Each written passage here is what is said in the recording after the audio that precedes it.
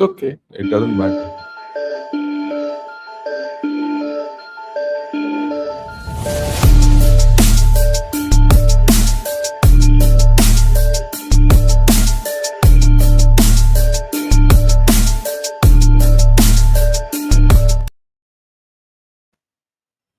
Good morning, India, and welcome to Gana Short once again.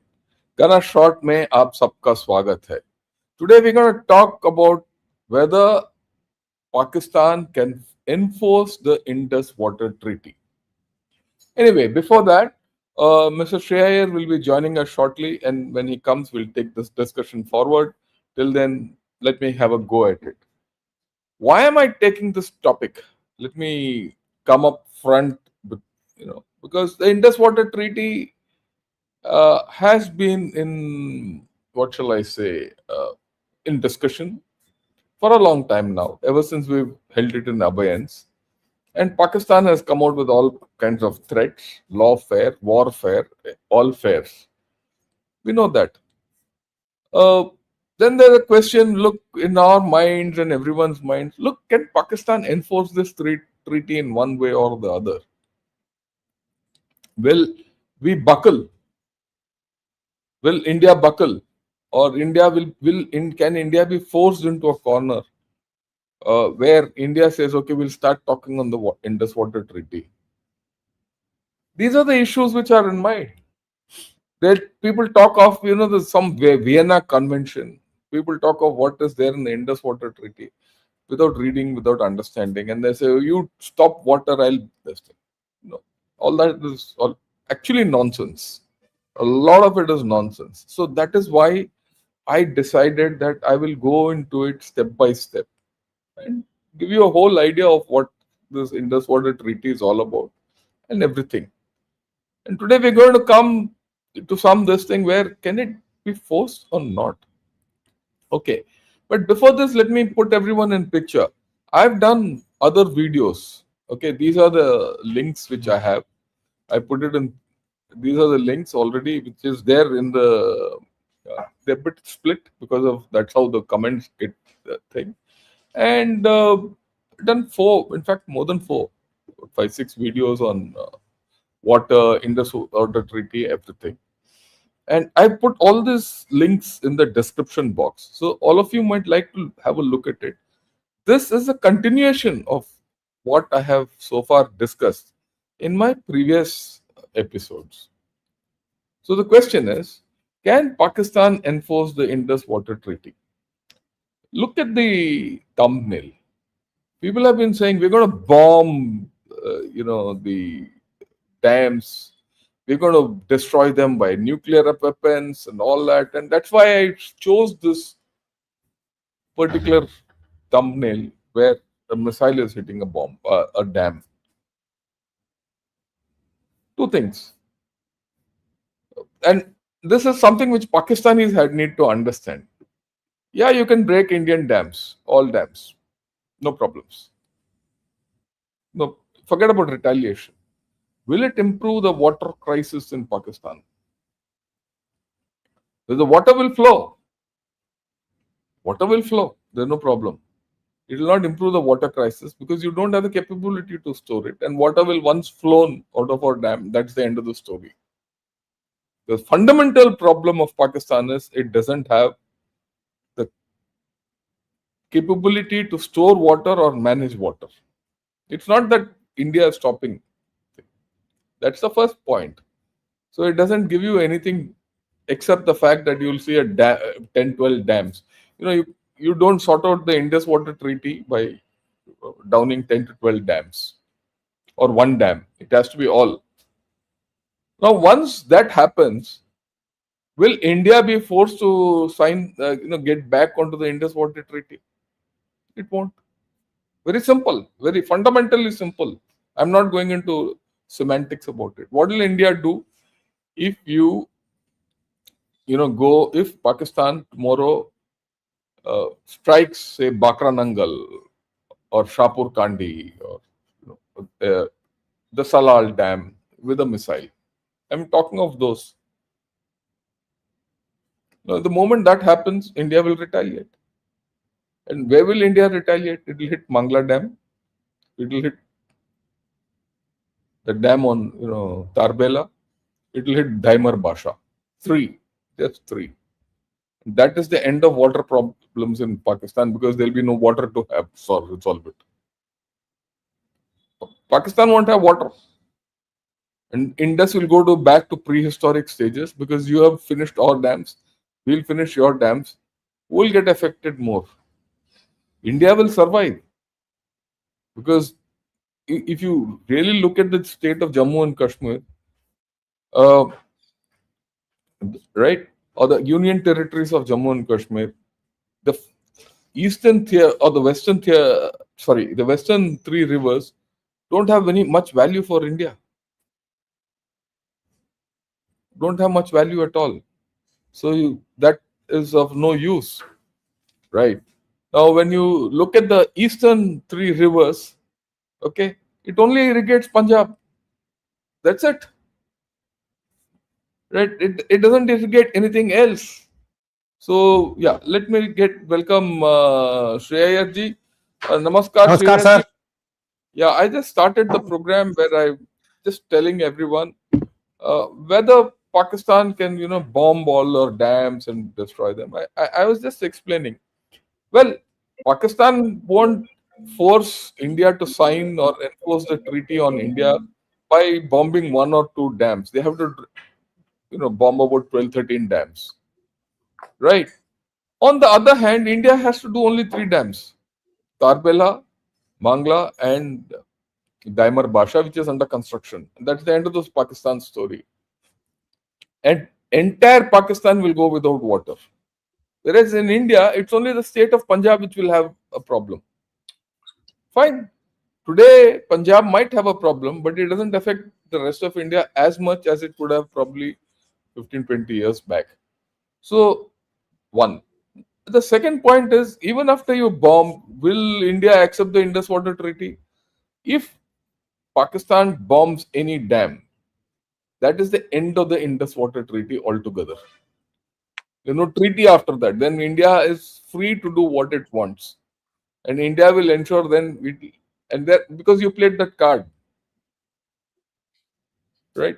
I just want you to comment on this part, whether force is an option in enforcing the Indus Water Treaty and getting India back to the table, which I've explained. Uh, Force won't work, General Shankar, because they have tried this in other ways before, and India hasn't budged. I mean, for example, one of the things that I keep harping back on after Op Sindoor was that India should have taken out the root of the terrorism in Pakistan, which is the ISI. And why? Because they were trying to send a missile towards the parliament. They wanted to take down the parliament building. They wanted to take down the Golden Temple. I mean, these are provocations, and India still, maintained its equanimity and didn't do anything. So in Indus Water Treaty, they've already got a great deal. I think, see, many of us may not know this. $62 million was given when initially it was signed. Sorry, not million, pounds. Pounds was probably $2 to a pound at that point of time. A lot of money was given. 4 times. Yeah, 4 times. 4 times. So much, and still these guys are still grumbling. They don't know how to run a country. Period. That's the only way I can say. They don't know how to run a country, and giving these kinds of threats that we will take out this dam, that dam. You think India is just sleeping? And again, this is like taking mud and putting on your own head. What about the water that's behind the dam? Where is it? Where do you think it's going to go, sir? Yeah. So that's what it is. We know.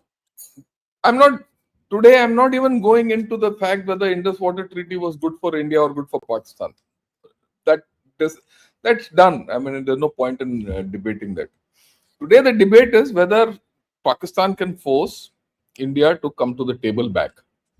Now, let me put certain things in perspective.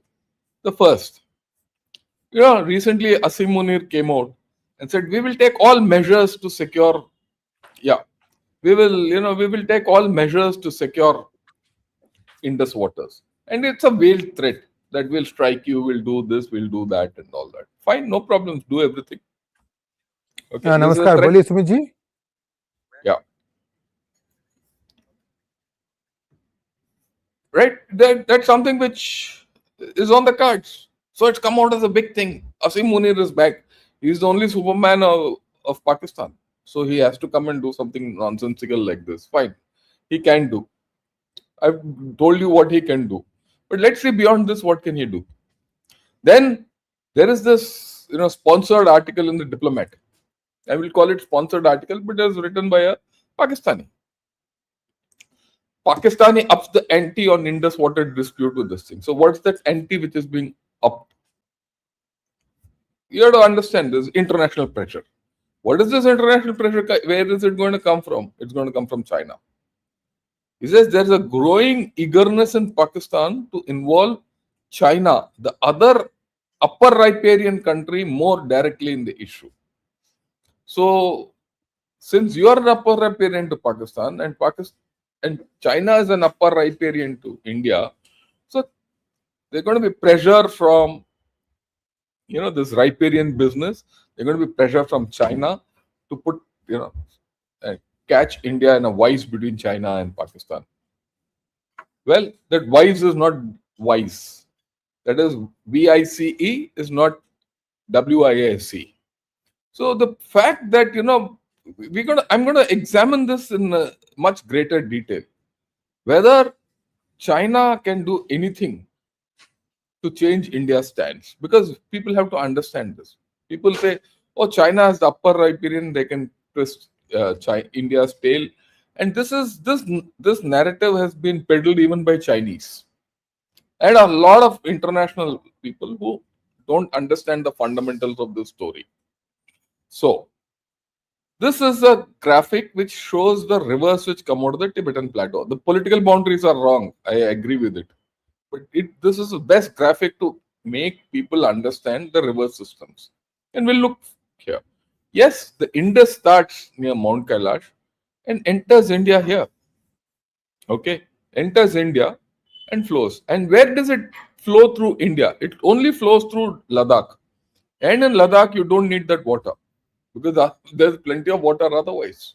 One. So that's the first thing. And the second thing is China has no way to block Indus. It has got no way to block Indus. Indus is a small stream out there.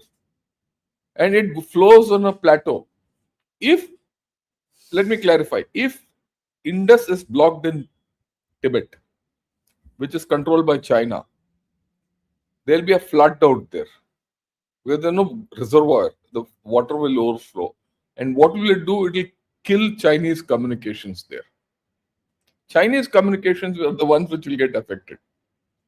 And if Chinese communications get affected, when I say their road network, they're very few. China will have a strategic loss. So Indus is out.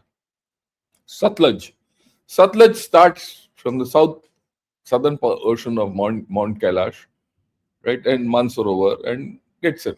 But very little part of Satluj flows across into India. Yeah, they did create a bit of a problem sometime back, flash floods and all that. People say it was manipulated by China, all that. Same problem. Very little effect. And we have already had this experience of what China can do to us. Whether it was intended or unintended, at that point of time it was done.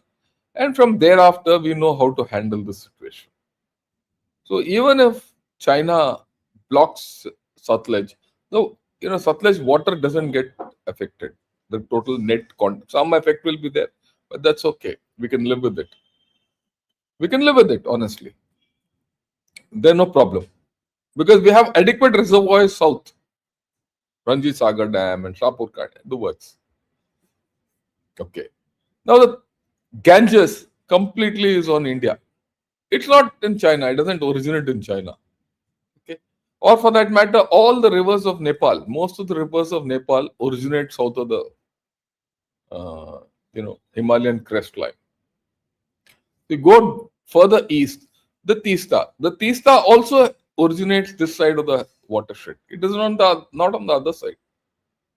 The Tista comes down Sikkim, not Sikkim, it comes down. You can't interfere with it. The only thing is Brahmaputra. We know that there's a mega dam being created out there. But having studied this, mega dam here and done, we've done with Sri Ayerji only a lot of videos on this and analysis on this. The amount of water which flows through Sangpo into the Brahmaputra system. Brahmaputra is a system of 6 other rivers, and there are rivers from the south also which feed water into Brahmaputra from the Borel range. Uh, the water loss, even if 100% of Sangpo water is blocked, is only about 15%. And let me tell you, if you go into the dam, if you go into the Medoc Dam and the construction and all that, China is not in a position to divert one centimeter, 1 ounce of water from there. In fact, if China holds water out there, there's going to be a problem. There's going to be a huge problem for China. And this is not what I'm saying. This is what the Chinese are saying. See this. See this. This is the latest thing which has come out. There's an active fault line out there. It threatens the world's biggest hydropower project. And this is a study done by Chinese geologists. They have started doing, Chinese are always like this. They started digging, then they suddenly realized it's a seismic zone, which we have discussed earlier. And today they say there's an active fault out there. If anything happens, that whole project is gone. So China has already started to relook at this whole thing. In my own assessment, this project won't go through. If this project doesn't go through, China has no way to control the Brahmaputra water into India. So this narrative which is being propagated that China as the upper riparian to India will be able to put pressure on India to come back to the table, and is off. It's non-existent. It is non-existent. That's what I'm saying. India can't be pressurized by China at all. And China has no locus standi on this because China and India don't have an agreement.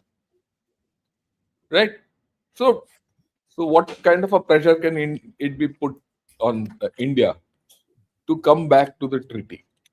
So, Shreyaji, your views on what I have said, and the fundamental facts, because I'm going to deconstruct this thing step by step. Okay, back over to you. Yeah, I agree with you, General Shankar, that none of these places can be stopped by China in a tit for tat move for what India has done with IWT. But the interesting thing about Indus Water Treaty is India is not denying water to Pakistan. What it's doing is it is not intimating when it is going to send water, and it is not telling whether, see, it's not giving the water, it's not saying, I'm going to give you water when you need it. It's not saying anything. The water will come. You may not expect it. That is how it is going on right now. So on that technicality, India can say, look, we're letting the water through. You can measure the downstream water coming. The problem is at the planting season, they need some water. It may not come at that point of time. Plus, India is also desilting all its dams. So the water that goes downstream may make the further dams downstream to silt even more. So Pakistan has to do on a war effort to try and desilt to even store some water. So I think India is just essentially saying, okay, so I don't notify you, and you manage. That's how I see it. Okay, fine. That's a point of view. Okay, fine. I go with it. At the end of the day, the Indus Water Treaty is a treaty between India and Pakistan. And we're going to look at a bit of a law involved on it. Like I've already said, China can't force us. So that equation is out, that we get back into the treaty. Right. What we are doing with the treaty is something completely different. I'll come to that, what you mentioned. But this thing called the Vienna Law of Treaties is often invoked. Right. The Vienna Convention on the Law of Treaties. Okay, says, look, as per this convention, Pakistan and India have no choice but to go through this treaty. India has no choice but to honor this treaty, the Indus Water Treaty. Right. Then let me deconstruct this also. What does the Vienna Convention on Law of Treaties say? And what is it all about? Let me give you, this is a abridged version, of course, so let me explain. It was adopted on May 23, 1969. Mark the word, 1969. And entered into force on 27 January 1980. Right? Take these 2 years. Let me point out. When was the Indus Water Treaty inked? 1960. 60. 9 years before the Vienna Convention on the Law of Treaties came into effect. It predates the Vienna Convention. So, it cannot be applied retrospectively. It can be applied prospectively, not retrospectively. This is a legal point I'm trying. Right. The Vienna Convention serves as the definitive guide for written agreement between states. It's a guideline, there's no doubt. It is called the Treaty of Treaties. It codifies customary international law regarding how treaties are formed, interpreted, amended, and terminated.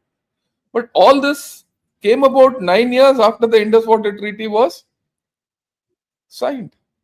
So this whole story doesn't apply. No, this is not the only thing. Very interesting. Neither Pakistan nor India are full state parties to the Vienna Convention on the Law of Treaties. Pakistan is a signatory to the treaty but has not ratified the treaty so far. I mean, it is itself not ratified this treaty. Right? It signed on the convention in 1970 but never took the final step of ratification. India is not a signatory at all.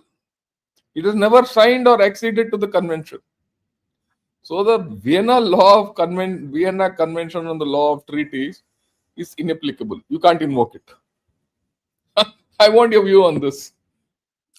I think there are even some specifics that we mentioned. I think section 60 and section 62. And even if you go down that path, it doesn't apply to this IWT. Sir, back to you. Yeah, no, I agree with you. The fact is the IWT predates the Vienna Convention, right, on the law of treaties, and both parties are not, they have not ratified it. One has not even signed it. India has not signed it. So India is fully within its rights to say, to hell with it, I don't even recognize it. Further, right, India relies on the core doctrines. Okay, but there are certain things under Article 72, 62, which you mentioned. Yeah. There's fundamental change of circumstances, which is there. Because the Vienna Convention under Article 62 says if there are fundamental change of circumstances, that's how it is rebus sic stantibus.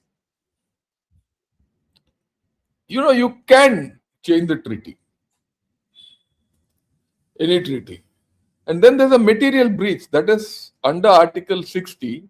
India can argue that Pakistan's state-sponsored militancy violates the essential object and purpose of maintaining peaceful bilateral relations, and which allows India to suspend the performance of this treaty.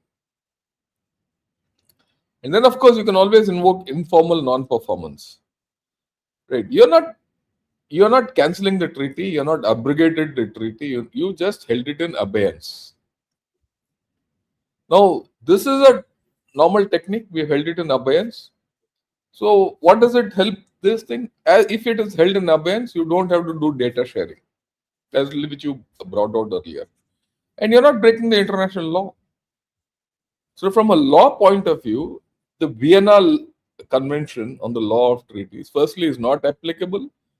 Secondly, the Indus Water Treaty predates this thing. And third, within 60 and 62, as you had mentioned earlier, which I've now highlighted, there are material changes in the circumstances, fundamental changes, and the circumstances under which this treaty was signed. So, well, I can hold it in abeyance. Okay. So, your views on this before I get into the Indus Water Treaty proper.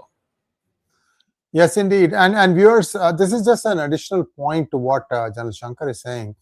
Yesterday, I think the National Investigation Agency added Hafiz Saeed as an abettor in the Pahalgam incident. So why is it important? That means India can point to even 2025 and say, look, some of your criminal elements are part of this.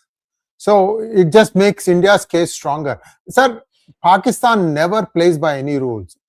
It's like that kid, in our mohalla who has the bat amongst the kids, and he'll start batting, and as soon as he gets out, he'll take the bat and go home.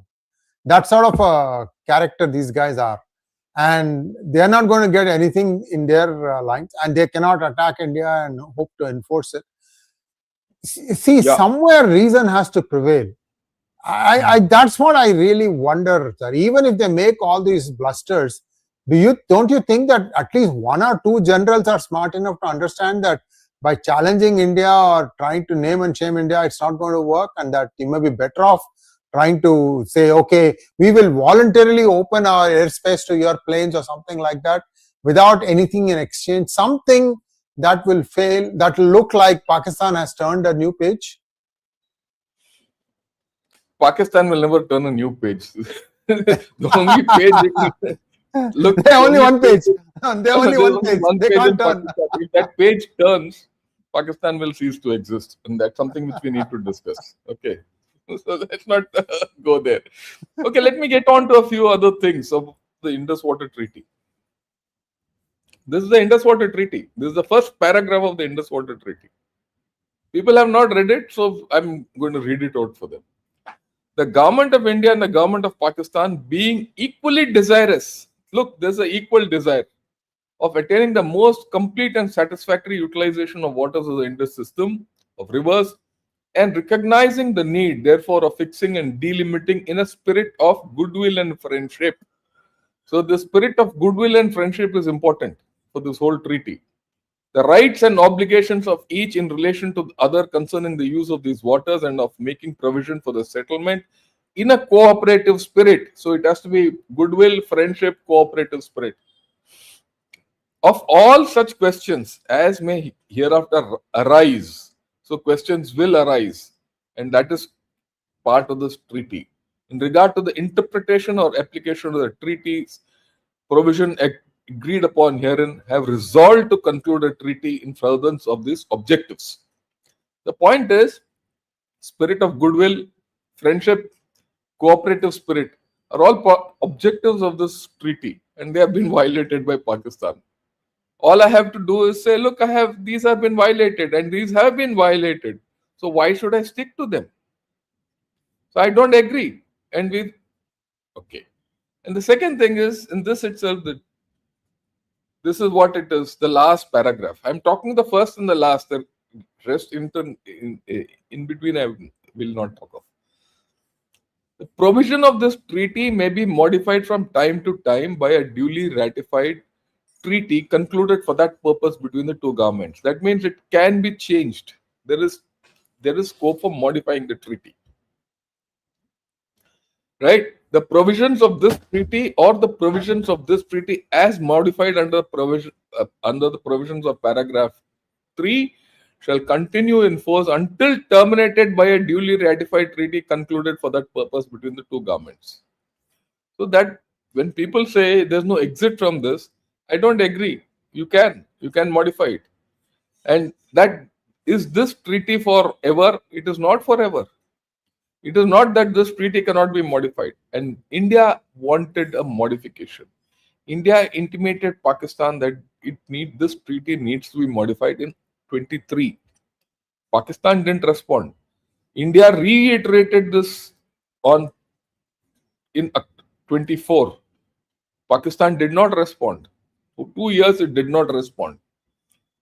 Right? And India acted within the treaty provisions, and India didn't, and Pakistan did not respond.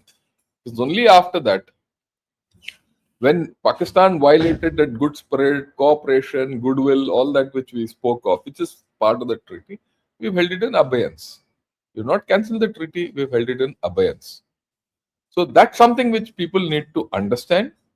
And so that's where it is. So this is the legal position of India. And as per that, we don't have to share water or, flow of water and everything. I'm not going to say whether it is good, bad, or ugly. I'm just taking the legal position, and people should understand. Your views on this, sir, before I go ahead? So what needs to be done to move forward? Unless the treaty gets changed, India is probably going to keep it under abeyance, my opinion. Yeah. And Pakistan won't do that because they want to just try and cry foul over this, that somehow India is not keeping up its side of the bargain. So this will just go on, and Pakistan can't do much. They'll go on to do something else, I guess. Anyway, I have another suggestion that I did on my shorts. You guys can watch it on my shorts, viewers. So this is where Pakistan stands. This is ripe for plucking. They are going to implode under all these contradictions on their own. You just have to give it time. We don't need to do anything.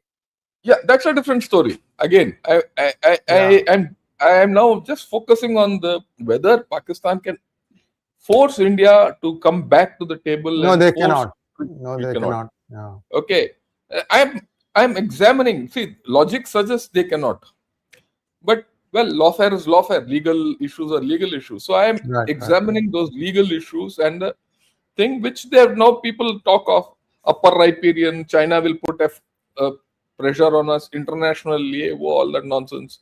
And the Vienna Convention, I've deconstructed that. I've deconstructed the Indus Water Treaty provisions also. And let's get to something else. This is an analysis. This is an analysis which I got out of various things. Pakistan's ability to enforce the 1960 Indus Water Treaty is heavily constrained. I'm using the word enforce. Okay, that Pakistan force India to get back to the table? It is constrained. Pakistan cannot forcibly compel India to adhere to the text of the treaty through legal or diplomatic mandates alone. It won't work. The most realistic outcome will eventually require Pakistan to engage in a restructured negotiation framework that accounts for contemporary climate realities and security concerns. So, unless Pakistan comes down to this, there's nothing which Pakistan can do. Okay, what is the legal and arbitral enforcement, which is the primary route, which is within the Indus Water Treaty? They can go for a permanent court of arbitration. They can go to the World Bank. Yeah, please go ahead. I'm not going to interrupt you, sir. I'm just going to take myself out for 2 minutes and I'll come right back. Yeah. Go ahead. No Thank you so much. Thank you so much. Yeah. I'm listening. I'm listening. Yeah. No issue.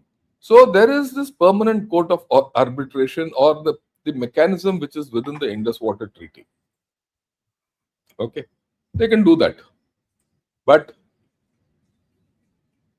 it won't work because the treaty itself is held in abeyance.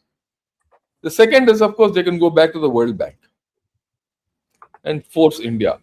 The World Bank has put its thing very clear. Look, we were only a facilitator to the treaty, but we can't enforce it. It is between the two nations.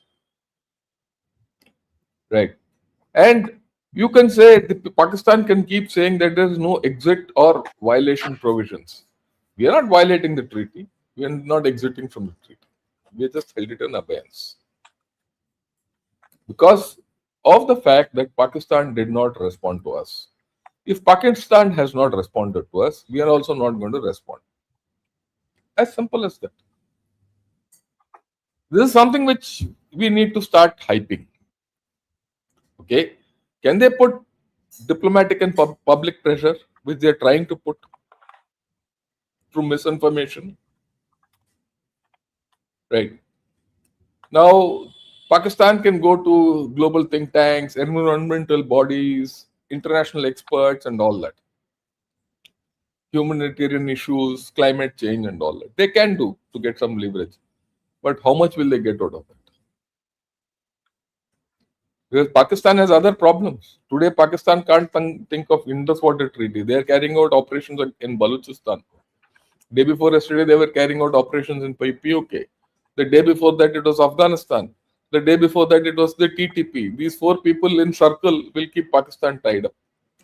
In between, this Indus Water Treaty will come. And everyone knows what Pakistan is up to. They are only trying to divert the thing. Everyone knows. And then there's this issue of sovereignty, heartland, people, all that. It's a violation. India has not stopped the water. It has not violated the treaty so far. So far. If Pakistan misbehaves, it will.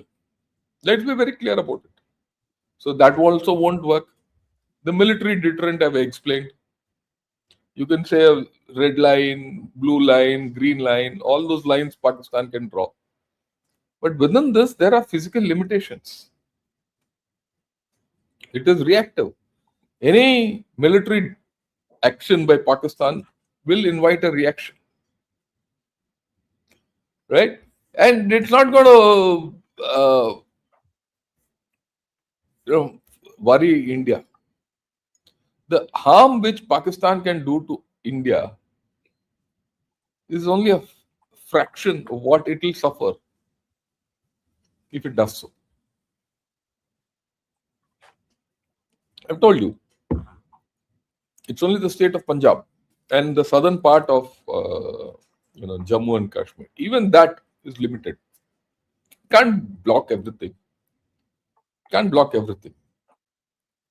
It can only a dam, a reservoir that will rebuild. We'll rebuild. We'll have a problem for 1-2 years, but these areas are no more the granary of India. We will have some issues, but we'll survive. What about Pakistan, which is already a food deficient nation? Food insecurity in Pakistan will just go up. Forget about nuclear and all. That is later story. So, all what I've spoken is my compilation. I asked AI, can Pakistan enforce the Indus Water Treaty? These are the issues which came out. What does AI say? Pakistan has an enforcement path. It can raise the issue in Permanent Indus Commission, which is within the treaty. But the treaty is held in abeyance, so that whole route, this route is out, which I've highlighted. Seek neutral expert. Go to the court of arbitration. This is the mechanism within the Indus Water Treaty. But that's held in abeyance, so it's a non-starter. Look at it. What's Pakistan's real leverage as per AI? These days AI is very nice. You can get all nice slides also out of it. Use treaties own dispute resolution mechanism effectively. That's gone. Build strong technical and legal cases with data and evidence. One of the problems which Pakistan has is it doesn't have data or evidence. This is not highlighted by me. This is what the World Bank says in its report. World Bank has given 2 reports on Indus waters and dams and water security in Pakistan. It says, look, Pakistan doesn't have any data. It doesn't have. So there's no legal case except yapping. It can engage with stakeholders for World Bank and global opinion. They've already done it and failed. Global opinion today, no one's bothered about Pakistan. Who's bothered? China.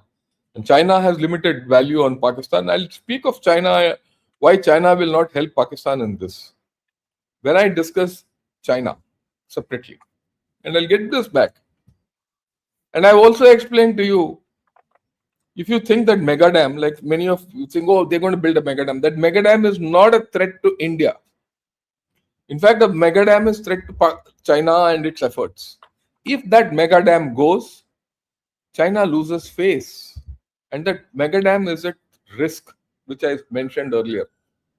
I would suggest those fools who have come in between and are questioning this entire business of China, mega dam, Brahmaputra and all, go back and read that report, the Chinese report, which says that's our active seismic zone. And China itself is rethinking. And China will rethink that mega dam will not go through. And if you read that mega dam again, the Medoc Dam, China doesn't have the capability of storing water there. If it stores water, it's gone. You have to understand that dam. Maybe one of these days I'll just explain to you the engineering aspects of the dam, where it is and how it is. Okay, that's a different story. We will not lose water. That's what my conclusion is.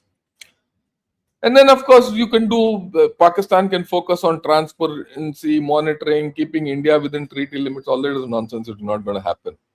Why Pakistan cannot enforce directly? There is no military or physical leverage over upstream projects. It can't. Treaty does not provide for unilateral penalty or retaliation. There's no scope. Disputes must go through defined legal channels, not political pressure. The treaty is international and durable. It survived wars and crises. So holding it in abeyance will also is part of the survival mechanism of the treaty itself, because the treaty has a life of its own. And if Pakistan insists on where it's going, it'll get nothing. As simple as that. And if you see the enforcement realities, this is it. You can enforcement avenue. First is a bilateral commission. Second is international courts. Third is third party World Bank, which has already said sorry. And then the military might. Okay. So let's see what is Pakistan's position on the bilateral commission. It says it calls for urgent permanent Indus Commission meetings, and that's not going to happen. So okay, let's get Shreyarji back. Right. Okay, Shreyarji, I've now come to a summary of the enforcement realities. I'll go over it. Got it. I was listening in. Yeah. First is the bilateral commission. What can Pakistan do regarding this bilateral commission, the Indus Commission? It can call for an Indus Commission meeting, for which India is not responding. And India has kept it in abeyance. And we have linked water to cross-border terrorism. So Pakistan, if it wants anything out of this treaty, has to talk to us on cross-border terrorism and verification. And very clear, I think, as to how things are going to go forward. Let's go to look at the international courts. It has got favorable rulings from the Permanent Court of Arbitration and all that. That we should resume the treaty. But we have rejected it. Why have we rejected the Permanent Court of Arbitration rulings on this treaty? There's a logic. There's a legal logic. The legal logic is, when the treaty is held in abeyance, the Permanent Court of Arbitration has no legal basis. The legality of that arbitration and the ruling itself is null and void. And the treaty is bilateral between two sovereign countries, which we're not. Third party mediation, World Bank. Right.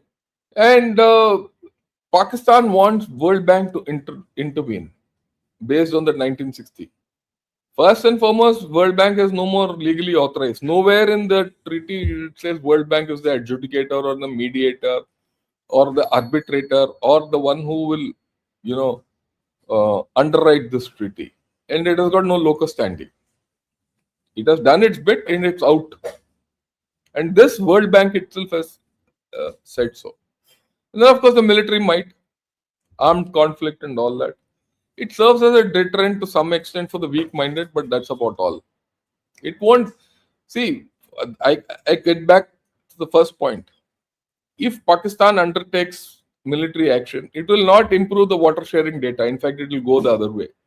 If Pakistan undertakes any military action, that is the end of the Indus Water Treaty. The treaty will not be enforced. Forget about the treaty will not be enforced, it will be abrogated completely. People have to understand this. Okay.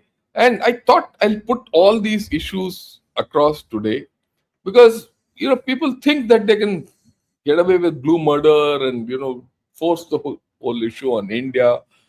And I've explained today as to why Pakistan can't do all that. Why that loud talking is only loud talking. There is no legal way. And India, whatever is doing is well within legality. Completely legal. Whatever India has done is within bounds of international law and international legalities. I thought will put this all across. Your views, sir.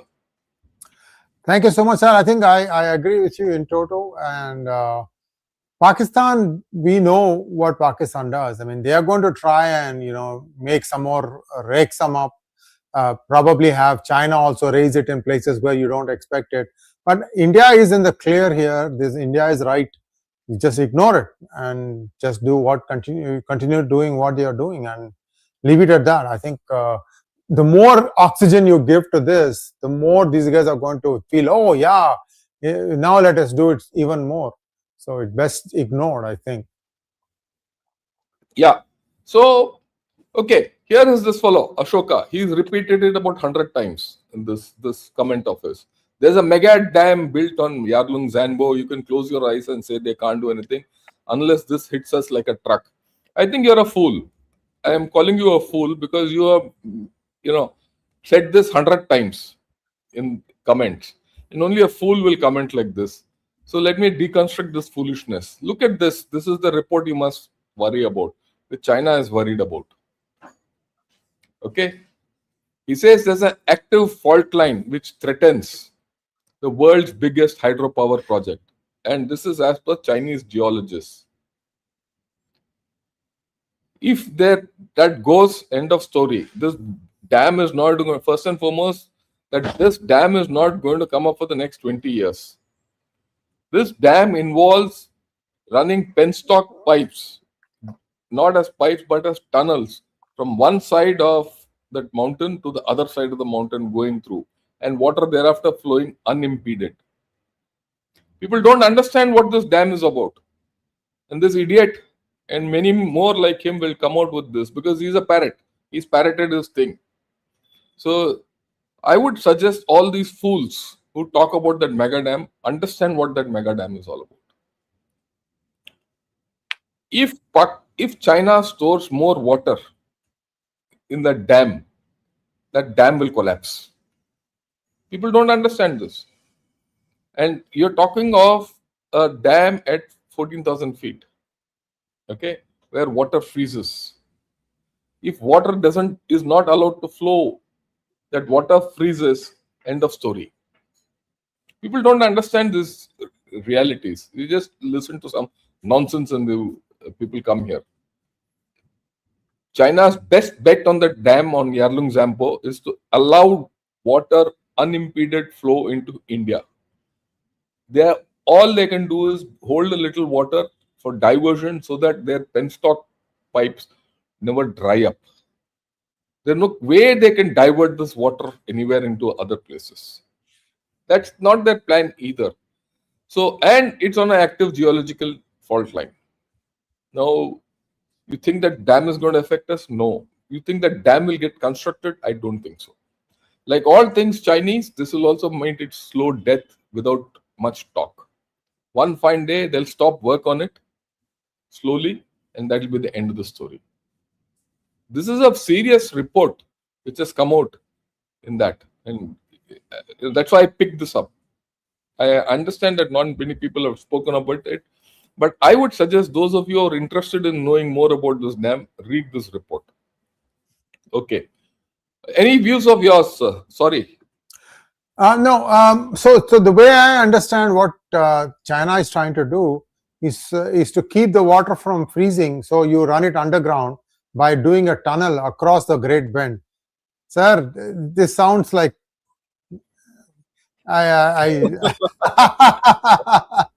We know what. So look, this is what it is. The fact, if when done, it's going to be a great engineering feat. But well, it's all in fiction. Right now, it's in fiction. So Ashoka ji, I suggest you open your head, open your eyes, and open everything, all pores which you have to understand what is the reality of the situation, and don't keep parroting here. Right? You're looking at a set of people who know what they're talking.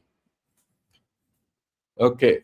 More than IWT, the rhetoric stems from Modi ji's water and blood don't flow together and pani band kar denge.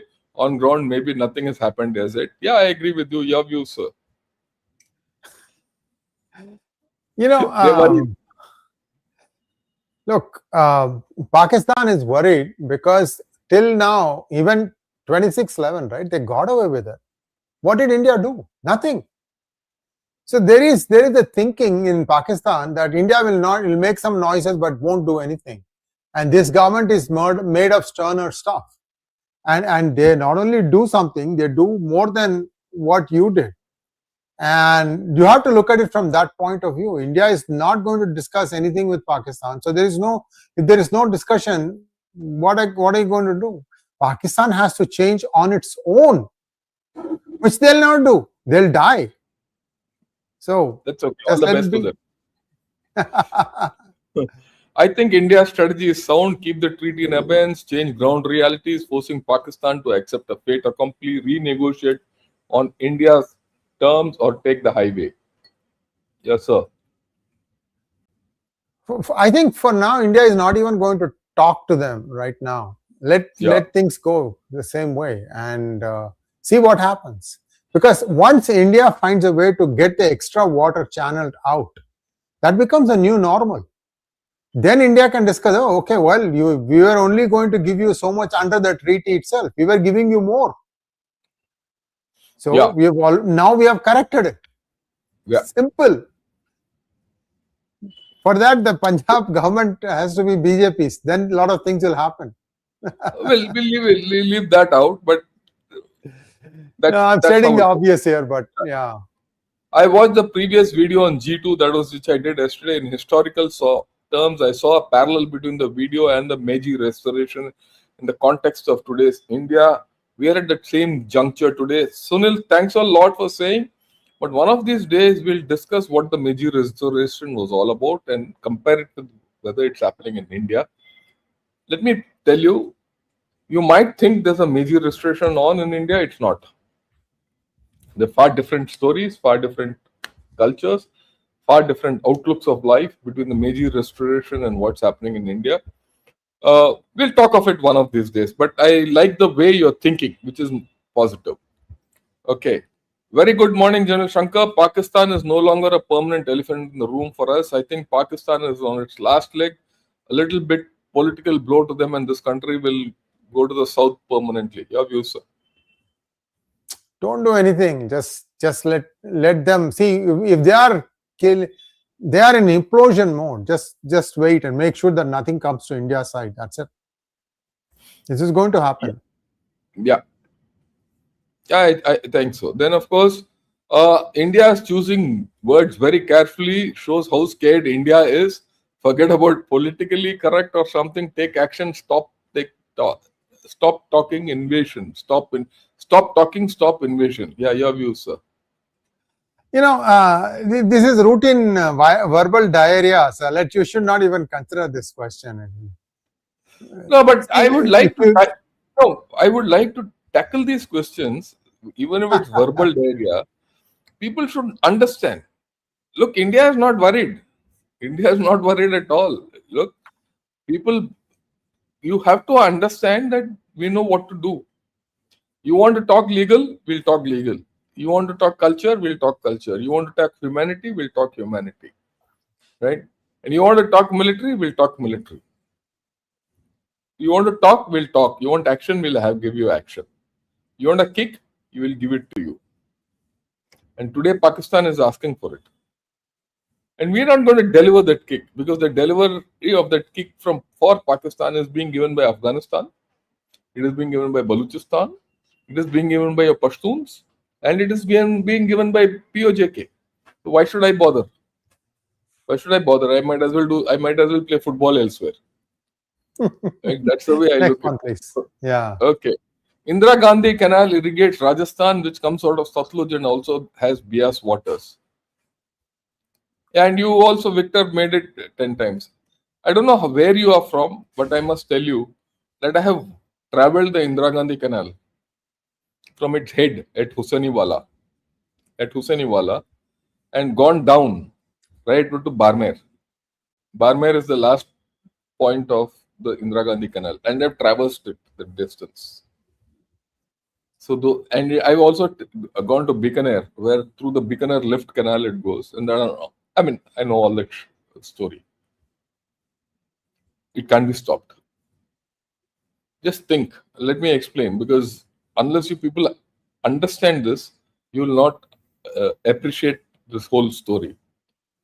The water of Satluj is diverted from Hussainiwala, which is near Firozpur, down south into the Indira Gandhi Nehar system. And it's only a barrage, it's only a block. It's just a diversion. From there, no water, just a little bit of overflow water goes down to Sulamanki Barrage, which is across, in across Abohar, Fazilka. It's actually Fazilka in Ganganagar. That's in Pakistan. Sulamanki headquarters in Pakistan. This side is Hussainiwala. Now, if you break Hussainiwala, some water will go into Sulamanki headworks and all that, into Satluj. That's okay. But reconstructing Hussainiwala headworks is the simplest thing, because it's only a headwork. It is not a dam. It doesn't hold water. Okay. So there's no this thing. Within a matter of couple of months, that water will start going back into Indira Gandhi Nehar. That's the first thing.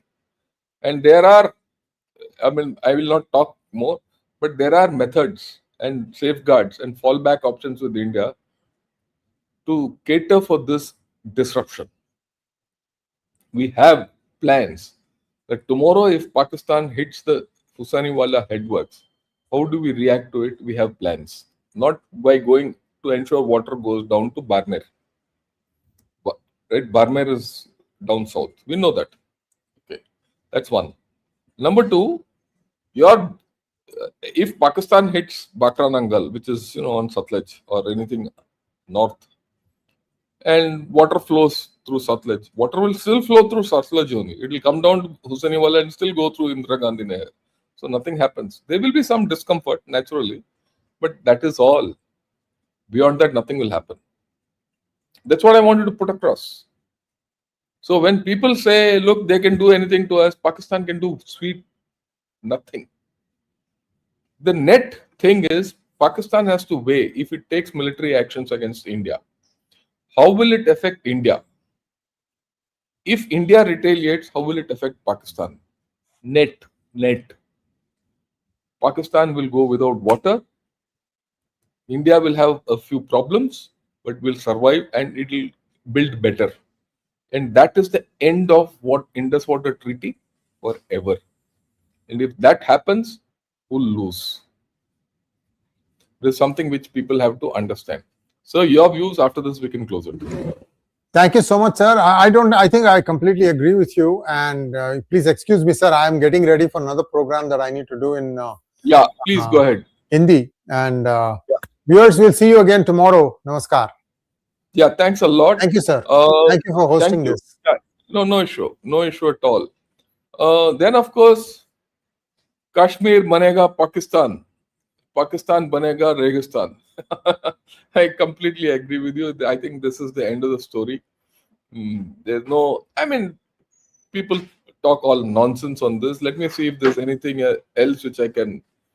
He says, Sundar Krishna, Ashoka, you're an imbecile to talk about India and its PM. You're not an Indian, but most likely a Chinese troll or a paid agent of CCP. That's why I know that. He's not an Indian.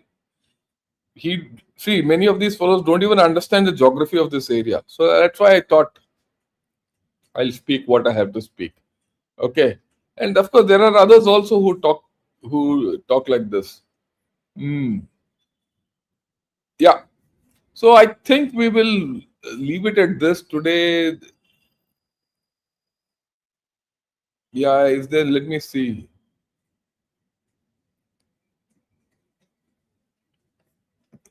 Yeah, treasury on liquid oxygen, ports taken over by third parties, military engaged in 3 fronts, population deportation by Middle East and Europe, now water, death.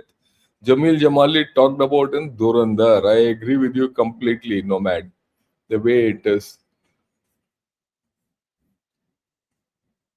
Yeah. So there are other issues which you have brought out, but I'll not touch upon them. We've generally covered most of it. So I hope you like this video. If you like this video, do press the thumbs up button. Also subscribe to Ganashot and also to P Guru's channel, and circulate this video to others. And I repeat at the end, this is the fourth video I am doing on the Indus Water Treaty in the recent past. Earlier I did last year with General KJ Singh on the Indus Water Treaty. Understand that, because he's concentrated more on what's happening within India and steps India is taking to offset a lot of problems in the Indus Water Treaty, or rather managing the Indus waters. Right. So I've given 4 references in the description of this video, and I put this thing right at the beginning. I did show the links. All these links are there again. I'm showing it. Have a look, and for all your friends, tell them to look at this before you come to any conclusions of what Pakistan can do or not do, what China can do or not do. In fact, they can do nothing. With this, I'll close down. Thanks a lot. Jai Hind to all of you, and have a great day.